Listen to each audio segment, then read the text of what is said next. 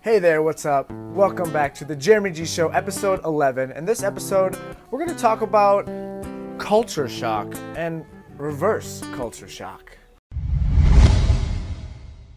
This week's question comes from my fam, and the question is, have you ever had culture shock and how did you cope with it? And before I get into that, I just want to point out the fact that this is a train car and it's also a restaurant located in Dalat, Vietnam. Just wanted to get that out there. Now, back to the question. To be honest, the biggest culture shock I've experienced personally was reverse culture shock going back to the U.S.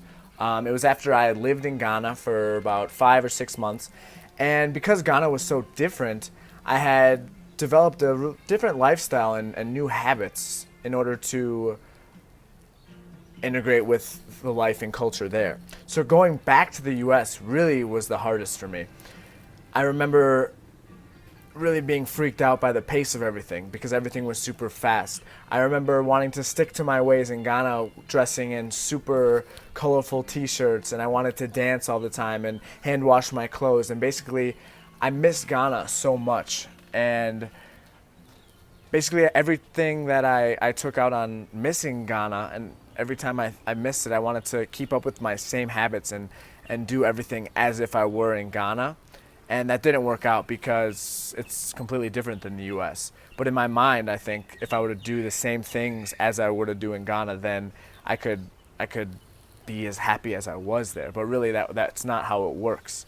And how did I cope with it? I kind of just took it one day at a time, but it was hard. I was sad. I Skyped one of my friends from Ghana, and I remember just crying, just hearing her voice and hearing her accent and just bringing me back. I missed all my friends. I wanted to keep in touch with them.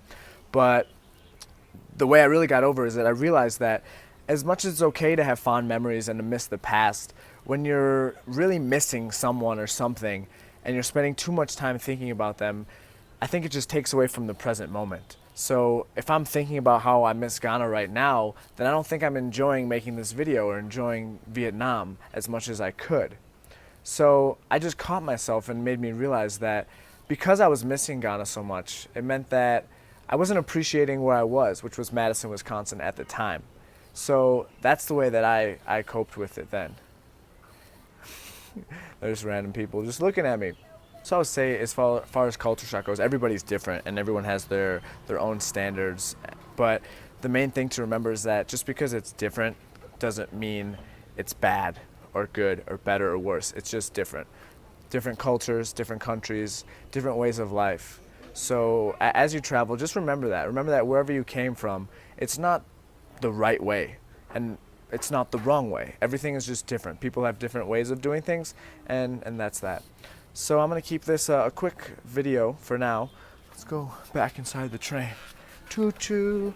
Anyways, if you guys like this video, I would really appreciate it if you subscribe. And if you know anybody dealing with culture shock, or they're worried about upcoming culture shock, or even better, reverse culture shock, definitely let me know. I'd be happy to help. It took me about a month to really get over reverse culture shock back in the States, and I still get it sometimes. But it's one of those things that you don't really conquer right away. You just learn to get better and deal with it every time, just like I talked about in episode 10 and 11. So if you haven't watched those, go check them out. And I'm going to go, I don't know, chill on this train for a little bit. I'll talk to you guys soon. Subscribe. Bye-bye.